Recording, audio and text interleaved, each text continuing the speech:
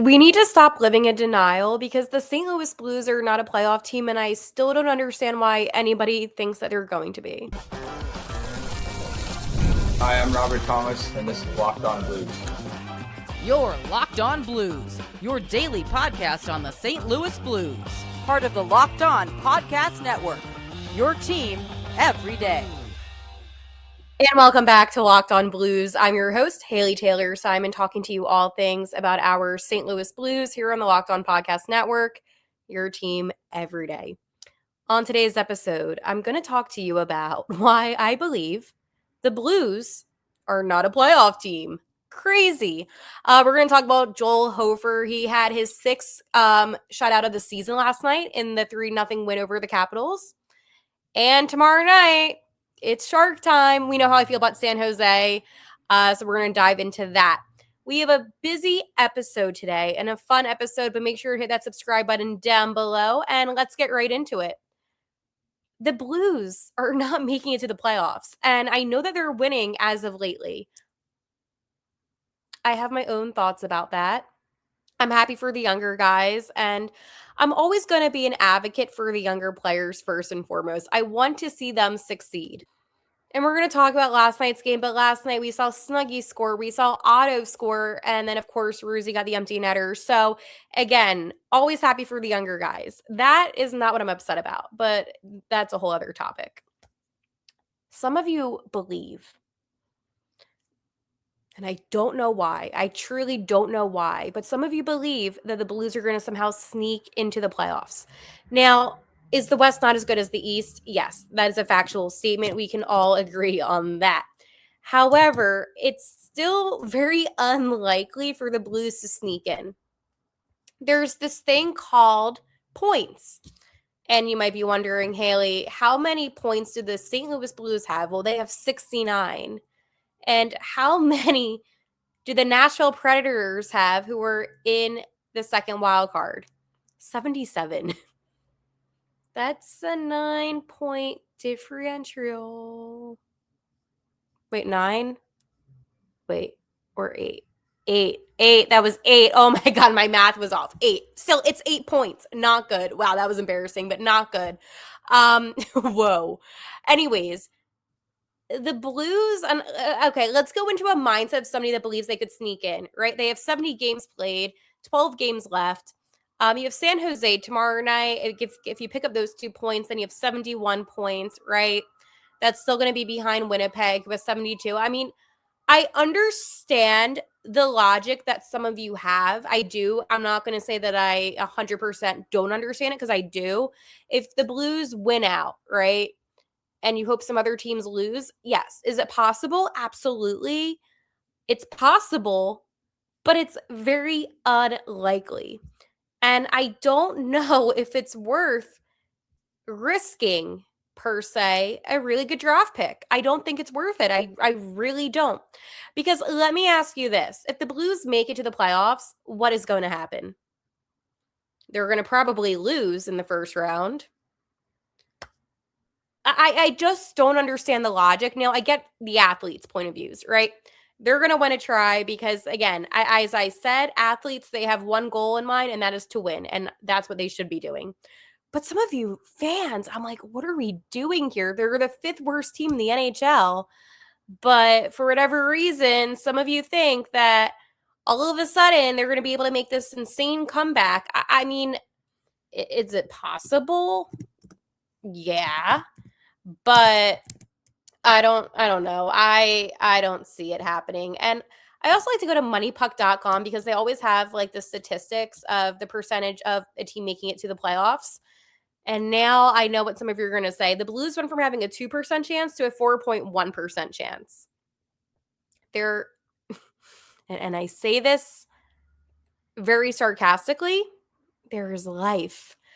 And some of you might hold on to that 4.1% and say to yourself, you know what? It's not 0. And it might as well be 0 because that's not happening. And this is very morbid, and I'm sorry, but we're gonna go there. What if a doctor said to you, hey, you have a 4.1% chance of overcoming whatever? chances are you're probably not going to overcome it. I don't know. I just don't get the logic. And I posted a tweet on @LockedOnBlues yesterday, and it was a very interesting response. So I said, does it ever drive you crazy just how fast the night changes? And it was of a year ago, and it was of the standings. If you're on YouTube, you can see what I'm holding up on my phone. If not, check out Twitter @LockedOnBlues. And it was us in that second wild card spot, 77 points. We played 70 games. So again, I just want to put this in perspective. Last year, after 70 games, okay, we had 77 points. This year, after 70 games, 69 points. You get what I'm saying? We're just not as good as a team. Whatever. That's besides the point. So then I have all of these people, and I couldn't believe how many people they're all like, oh, so there's a chance. This is from a year ago. Like, please look at the standings now. It does not look like that at all. So then I put out another tweet because I'm like, wait, how are over hundreds of people thinking that this is like currently happening? So I said, I know there's someone out there who believes the Blues could sneak into the playoffs. I said that jokingly because I'm like, oh, people really believe and they'll believe anything, even a photo of the standings from a year ago, and they'll take that as whatever. Anyways, the amount of replies. We have so many people believing. Somebody even said, I do believe the Blues would sneak in because it would be the most Blues thing ever to have a reasonable chance at McKenna or Stenberg and get swept out of the first round instead. Valid. Ben says, Nashville is making it really hard, though. If they weren't on a run, I would be more optimistic, but there's so many teams ahead of us. We can't really afford any more regulation losses, but yet it's a picture of former captain Braden Shen. Reset says, I'll believe until I can't believe no mo. Stop. Brad says, I believe they could, but it's like a 0.01% chance. It's actually 4.1%, Brad. Oh my gosh, Dominic put a wager, $100, $100 US, $100 for the Blues to make the playoffs. And you know what the total payout is on that? 4,100. Dominic. Why are you wasting your money? Dominic. Oh my gosh. BP says, yes, and you should too if you're a true fan. Tanks are for a word I can't really say. All that was weird. I was like,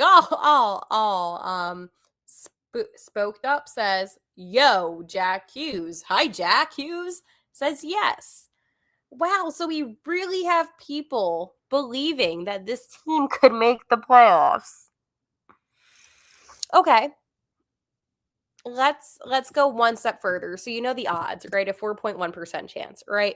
Let's go a little bit further, right? Because the St. Louis Blues, it's not they have a schedule where you can look at it and say, well, it's going to be an easy breezy because guess what, my friends? Even the bad teams cause us issues. And we know that. They have the Sharks tomorrow night at home, hosting the Leafs on Saturday. The Leafs, oh my gosh, talk about a team that's just been going downhill. Then they're in San Jose Monday. Then they're into LA and then the Ducks, right? Then they have the Avalanche back-to-back games. Woo! And then the Jets. And the Jets, I mean, listen, for what it's worth, the Jets may not even want to win that. So whatever. The Blackhawks, again, Wild, they can beat them. Penguins and Mammoth. Okay. The reason why I'm saying it's more concerning to play, so Colorado's obviously a good team. The Penguins will be fine and the Mammoth will be fine, right? The reason why I'm saying it's more concerning that the Blues have this type of schedule is because they play down to their opponents, and we see it all the time. I mean, ask yourself, when you watch the Blues playing the Dallas Stars, they look like they're a good hockey team. They may not win, but they look like they're a good hockey team. When they play teams like the Sharks, they look like trash. And it's not just me saying it, it's literally an observation that a non-hockey fan could make. Anybody could look at the Blues playing a team that's worse than them and say, oh yeah, that team is playing down. I don't think it's going to happen. It could happen. There's a 4.1% chance of it happening, but will it happen? And honestly, even if it does happen, I mean, last year sucked. We were in the first round. We forced a game 7, and then with 1.7 seconds left, my heart broke. My heart was broken. Oh, and you know what? You know who else's heart was broken?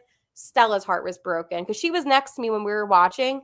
And for those that are not on YouTube, I held up one of my cats. I have 2 now. I did get an emotional support one for just that game. But she was watching. Everyone was watching. Everyone thought, you know what, the Blues are going to advance. This is going to be the biggest upset. No, you know what happened? They lost. They choked. And then the fall of the Blues began. And I knew when we opened up the season playing against Minnesota that they weren't going to win. And you know what? This is a team that's so frustrating. But what makes it even more frustrating is that we all can't be on the same page right now. Like the fact that so many people believe that this team can make the playoffs. And listen, I love our younger guys. I do. I am always an advocate for the younger players, okay? I'm an advocate for Otto. I'm an advocate for Theo. I'm an advocate for Dvorsky. I'm an advocate for Hofer. I am an advocate for Jimmy Snuggard. I am the biggest advocate possible. Now I'm actually getting ticked off right now. But what I am not an advocate for is living in a state of delusion. I'm not doing that. Because you know what happens when teams get middle of the first round draft picks every single year? You know what happens? They become complacent. Justin Carbonneau's having a fantastic season, and I'm happy that they selected him. He was a great talent, but again, that is so rare, right? We talk about Adam Juracek if it wasn't for his knee injury, and the list goes on and on. There are so many players, in my opinion, that are successful that you can draft in the middle or later in the first round. And I'm not going to deny that. But in this draft, you could have a player like a Gavin McKenna. You could have an Ivor Stenberg, okay? Like, you have such offensive talent that the Blues could really utilize. But you know what's going to end up happening, my friends? What's going to happen is the Blues are going to finish. They're going to be like the 7th worst team, maybe 8th worst team, and then they're going to end up falling back in the draft, and they're going to end up picking at 11 or 12.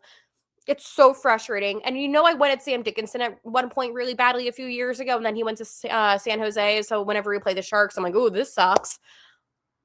I just completely crashed out.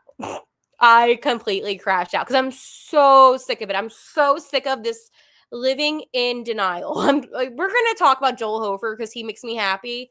And then we'll talk about San Jose. I'm going to take a deep breath and remind myself that it's just hockey. And I hate when people say that it's just hockey. It's not just hockey. It's kind of my life. Okay. Spring is a natural reset point, and if there's one thing that can quietly cost businesses money, it's messy communication, missed calls, scattered texts, no clear thread of who said what. And that's why today's episode is brought to you by Quo, spelled Quo, the smarter way to run your business communications. Quo is the #1 rated business phone system on G2 with over 3,000 reviews, trusted by more than 90,000 businesses. It lets your entire team share one business number, so you never miss a call, text, or an opportunity.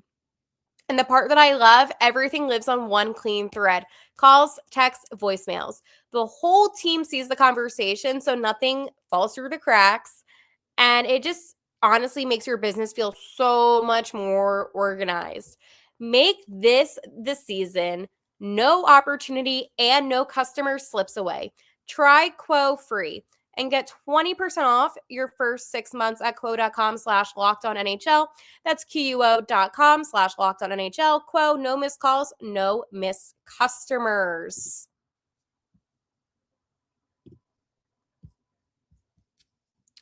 What if sports were traded like markets? Now you can put your sports IQ to work in real time with Robinhood prediction markets. It's not just you against the house, it's you participating in a live market. You can buy or sell your positions live all game long. Use your sports knowledge in the moments that matter. Robinhood prediction markets changes the game. It's people moving the action, so when the momentum shifts, you can move with it. I always knew the game, but never had a dynamic way to apply the knowledge. Now I can take part live. In a market powered by people, you're no longer just a spectator, play by play, you decide. Trade every play with Robinhood, now available across the US. Download the Robinhood app now to begin. Futures and cleared swaps trading involves significant risk and is not appropriate for everyone. Event contracts are offered by Robinhood LLC, a registered futures, commissions merchant, and swap firm. Finally, my friends, the Everydayer Club for $5 a month. You get to sign up and listen to ad-free audio of Locked On Blues. Oh, by the way, you're invited to that exclusive Discord chat. I see some of you on it. Hey, what's up? Hello. And if you join and you want to have a shout out, because I think shout outs are kind of cool, leave a comment down below and I will make sure to shout you out.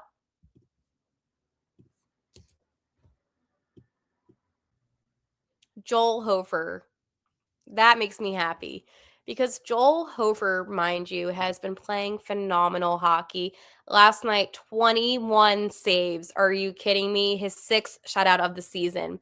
Now, when I was watching the game in the first frame, about 10 minutes in, he already made 6 saves and honestly was the reason why the Blues even had a chance. Joel Hofer is honestly the breakout player of the year for me, in my opinion. He is somebody that struggled tremendous. It's not even like a little bit, like he was struggling at the beginning of the season. And now, I mean, I feel really good about him. 18, 11, and 5 this season. He has a 910 save percentage, 2.57 goals against, and 6 shutouts, which is honestly phenomenal, just with how the season has been. This season, he has played in 38 games. He started in 35. And honestly, for Hof, that is a pretty dang good season, if I do say so myself. Now, last night was truly a testament to how resilient the Blues are. The Capitals are a dirty team. I'm not going to beat around the bush. They're a dirty team. They have dirty players, and I did not like a lot of what went down on the ice. And I feel like for me, that there is a sense of player safety that, and again, I know the NHL is doing the best that they can, right? And I think some of the calls that get made against players are really soft, in my opinion. But I do think that I just don't like when my guy RT18 gets hurt. I'll leave it at that. And I know that the league, they have to, be fair, and I get it.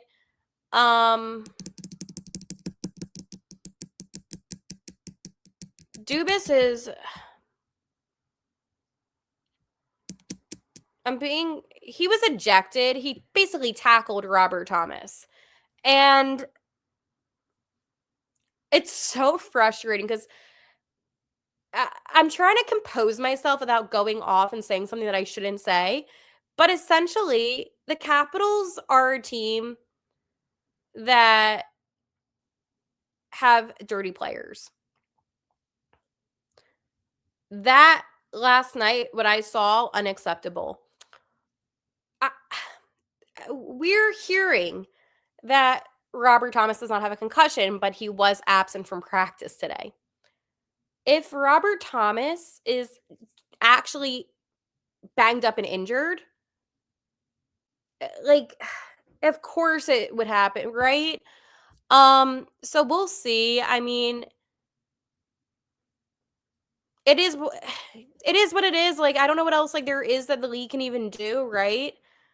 It was dangerous. I mean, it's shocking to me that even happened last night. And I'm just more concerned about Robert Thomas, and it shouldn't have happened. And that's what I don't get is, how did that even happen? How did that even cross his mind? Oh, let's go tackle him. It doesn't make any sense. And if you guys are on social media and you didn't see it last night, please do yourself a favor and look for it, because the best way I can describe it I don't know if anybody watches the WWE. I watch the WWE. Okay, this is me like so niche. And again, I am so sorry if this is like so confusing. But you know, when Liv Morgan goes into the oblivion, now it's not like there was ropes and he couldn't swing his body around. But when she like latches onto the person, then she pulls them down to the mat, like that motion of like pulling somebody down with them. On YouTube, if you saw, I was like kind of like demonstrating it a little bit. That's what it looked like. It was just so bad. And it's on ice, mind you. Like the whole thing just was horrible. Yeah, like again, gripping him and then boom goes down. Now, again, I don't know. People are saying that Robert Thomas is soft, that what he can't take a hit, but that wasn't a hit. That was like literally somebody like pulling someone down. I mean, maybe I'm being dramatic. Probably it's my favorite player, and I know that you all think that I'm always favoriting Robert Thomas. I call him out when he's not playing well. I do all the time. Like I don't care about. I will call you out, but like again, there is a line. And that just was bad to see. I hate seeing stuff like that. I really do. All right. We're going to be playing San Jose tomorrow night. Not me, them. So I'm not we. They will be playing San Jose tomorrow night. I will be talking to you about something on the other side about San Jose.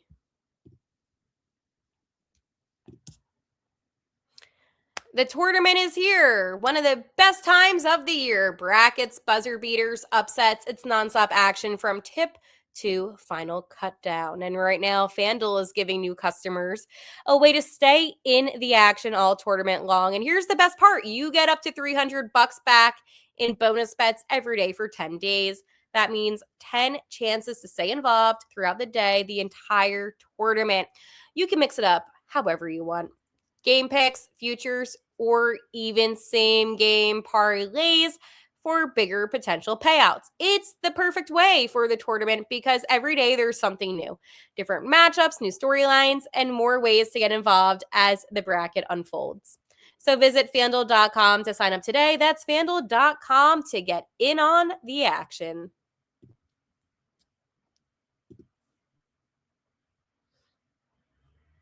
So the Blues have San Jose tomorrow night. And San Jose is always a very interesting team to me because they do have a lot of good talent. I believe that this is a team that can skate well, and we played them not too long ago. Was it like it was definitely more than a few games back. It was like the beginning of the month. We played them a lot this month, which 4 times. Well, yeah, actually, because the last time we play them will be March 30th. Yeah, we play them 4 times in this month, which is so insane to me that we play San Jose that often. But that's how the schedule goes. And this is why I hate the NHL schedule sometimes. Anyways, play San Jose a lot. Is it the last time? Yeah. So, okay. Here's my concern about the Sharks, right? They have been losing. They've been losing a lot.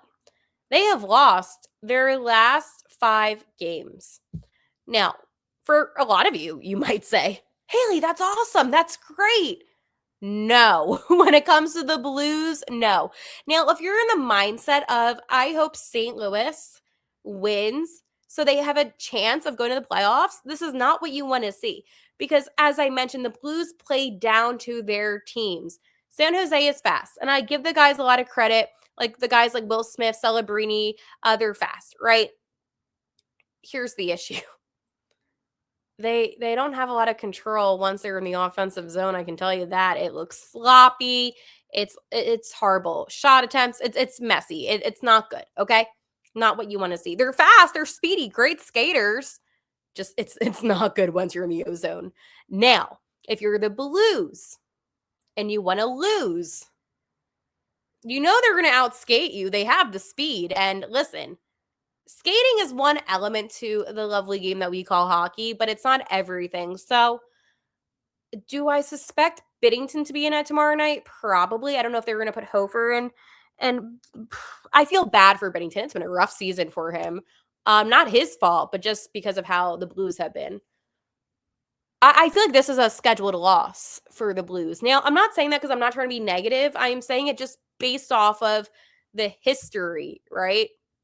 Now, ironically, the Blues actually did win. Now, it was an OT, but they did beat San Jose.